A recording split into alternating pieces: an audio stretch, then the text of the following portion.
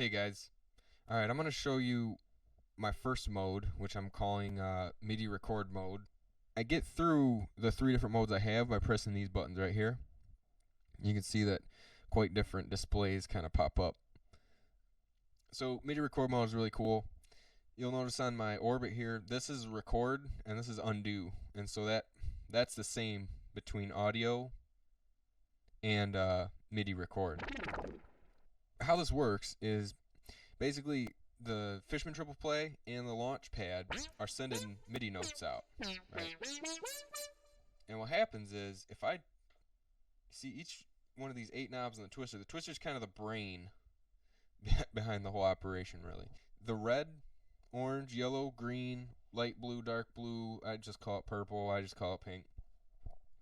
Each one of these is like a gate, and when I press the button, you'll see that light, that orange light goes out, and then the orange light appears up here. So that happens for every single one of these. So when I turn that on, you see the red light comes on, and this light is red on the launch pad. And you hear sounds coming out when I press stuff. That's because that's basically a gate. It's like a gate. It's like a switch. And it basically what I'm doing is I'm taking the MIDI from this and the MIDI from this, sending it into Bohm MIDI Translator, where I'm then basically splitting it into 8 totally parallel separate streams, and then before each one of those separate streams comes up into Reason, which I'll show you real quick where it comes up into Reason. It comes up into Reason right here.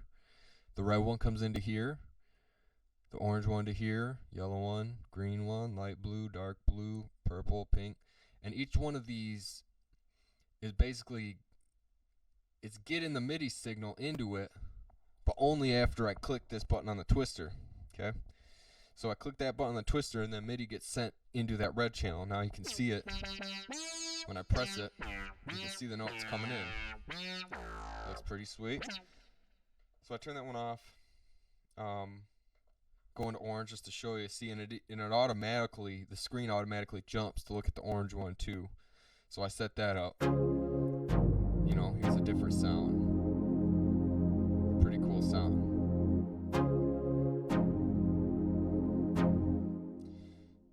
Basically what happens is, you know, each one of these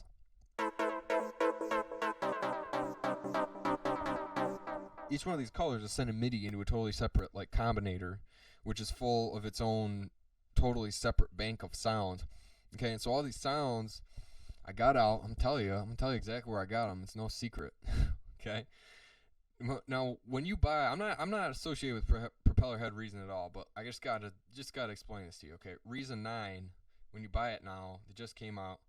It comes with this whole new library of sounds, and I don't know, I love them. I think they're sweet. Okay, they're crazy. Most of them are packed into combinators. So a lot of they hired a bunch of cool sound designers to come up with these too, by the way. So like, if it's one of the first things you learn about Reason, learn about the combinator. Okay, because the combinator isn't really an instrument on its own. It's just like this device that allows you to cram a bunch of other instruments inside of it, and then assign through this programmer window to assign like crazy, like macro level combinations of control over all the stuff inside of it to the knobs and the buttons on the front of just the combinator. So if you look and then kind of scale back out and look at what I'm doing here, I'm basically controlling the knobs and the buttons of the combinator.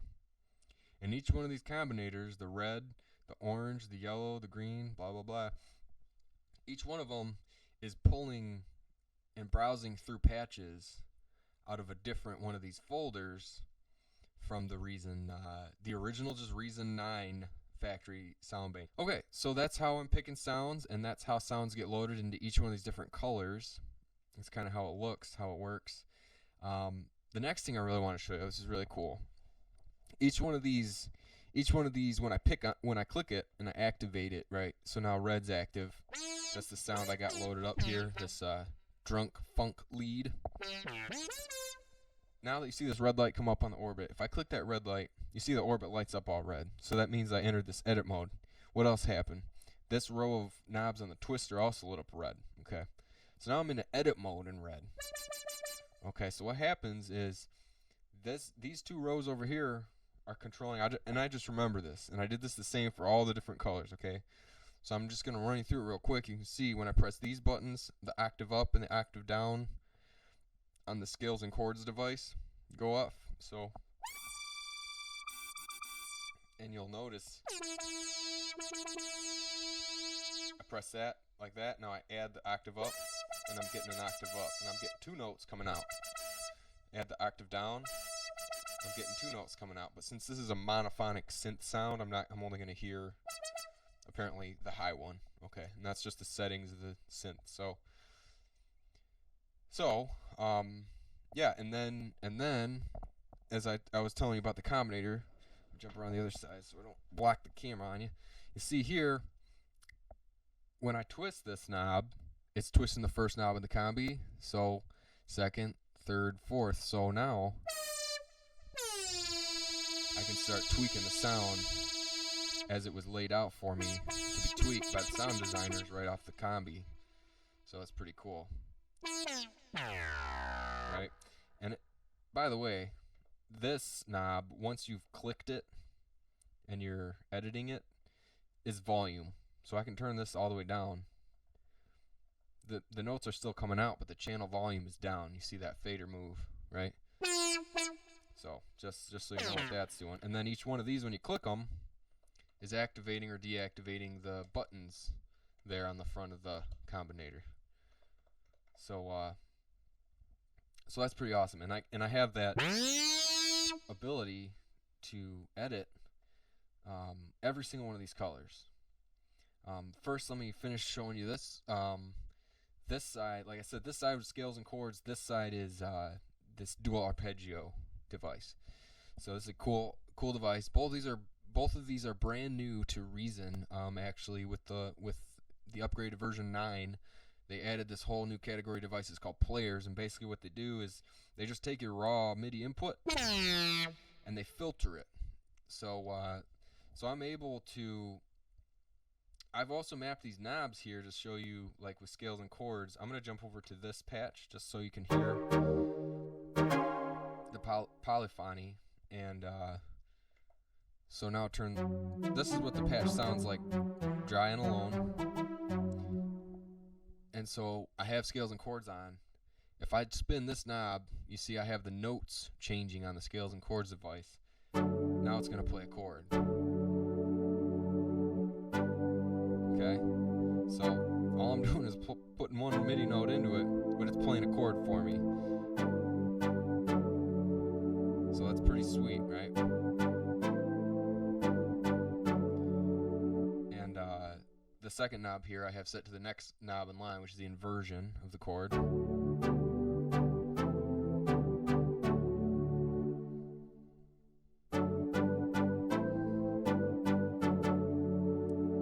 So that's basically, and then there's just a couple more there's colors, so it adds kind of extra dissonant, I like to call them purdy tones to the chord. So there's a couple purdy tones in there. You hear that one? It sounds like an add 9, real nice. So then what's really cool is if you look in the chain there, I got dual arpeggio after the scales and chords. So now these buttons are turning on. This button turns on dual arpeggio, in the first place. And so then if I have to activate the two arpeggios here with these buttons, but now that they're active, they'll start whizzing by. So I'm going to start with one of them just so you can kind of get an idea of what's happening. Right. Repeat mode is engaged. That's why it's repeating the notes over and over again. But now you can see what's happening is basically it takes the chord that scales and chords has created out of this one note, and then when I turn on dual arpeggio, it takes that chord and it spreads it into an arpeggio. So you can, I don't know Now, if you're following me, hopefully you can see that, like, instantly this is extremely powerful, because, like, I can just jump over here and change the inversion a little bit, press the same note, right? And now it's changing the inversion of the arpeggio. Right, so it's pretty amazing, and I can add a bunch of notes. I can add up to 5 notes with scales and chords. You know, I could come down to just 1 note, and scales and chords now has an octave thing going on. But now if you start playing multiple notes at the same time, okay, and I'm just doing this on the launch pad. I can do all of this on the guitar too, and the guitar actually has pressure sensitivity, velocity sensitivity, whereas this thing's basically just always spitting out maximum velocity. Until Novation wants to send me a Pro, I don't think I'm gonna be paying for it. But yeah, so I can get all my velocity control up here, and it'll sound a little bit more alive when I play and trigger MIDI stuff off the actual guitar, because this pickup is really nice. Anyway, so that's basically kind of a walkthrough on how I have that basically set up, and I don't know, I'll just go through and show you. You know, there's so many sweet sounds.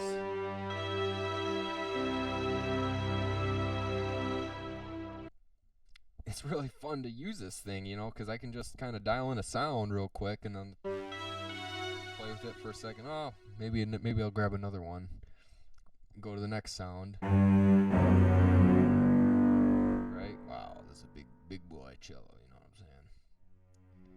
A nice super slow attack with this knob. You know, I can start layering these sounds too. I can start to layer them up. Like, I had that arpeggio going on my orange one, so I still got it.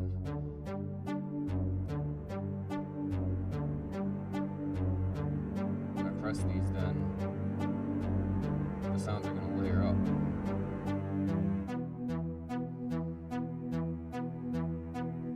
And I can adjust the sounds kind of on the fly. Turn the volume down on the green a little bit.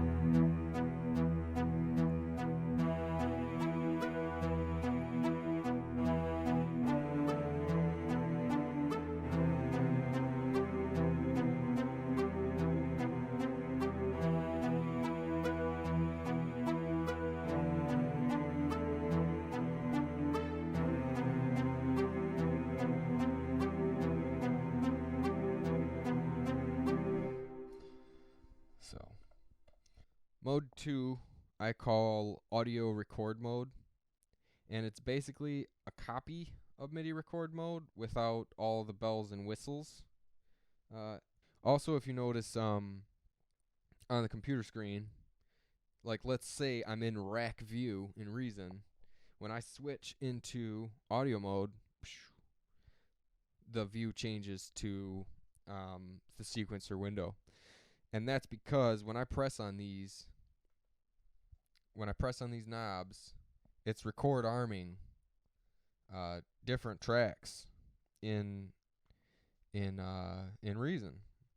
Okay, so as you can see, I'm displaying a VU meter of the incoming audio signal on the launch pad and the twister. So it's pretty flashy looking affair here. In a nutshell, basically how I set this up is like each one of these 8 knobs here is a super knob, and I was able to just set that up, you know, really pretty easily in MIDI Fighter Editor. Their software is awesome. It's got a lot of sweet features, and so I use the super knob here to send out CCs, 2 separate CCs, just by spinning this knob, and that's how I'm ultimately able to trick Reason into doing both. Now if I switch to rack, you'll be able to see it. If I spin this knob, you can see it's changing the volume on that fader there, And now if I go a step further and I open it up a little bit so you can see the programmer and some of the guts inside of there. So now you can see I spin this knob, two things are happening. I send a CC that tells how much light to come out, and I send a CC that tells how much volume to come out. Bank 3 right now, I haven't actually like just imagine like a under construction that's my under construction yellow that I've lit up bank 3 of the twister with, cuz I actually haven't mapped it yet. It's actually just the orbit here is controlling the Kemper profiling amplifier. So I'm sending these messages out of my audio interface directly into the Kemper amplifier's MIDI input with the old school MIDI cable. And basically, I'll just tell you real quick, like, for those of you guys who might care about that, like these four, it's like a toggle, and it toggles between different rigs, different complete guitar rigs. And then these first four buttons correspond to toggling on and off the different stop box effects in the Kemper, effects chain, and these last four are the last four of the Kemper effects chain, like the X, the mod, the delay, and the reverb. And then this knob will change the gain of the amp, which is pretty cool. And then I have the morph setting on this knob, and then I have delay and reverb time on these knobs. Thanks for listening. I'm Jacobius Wrex, and I'm out of here.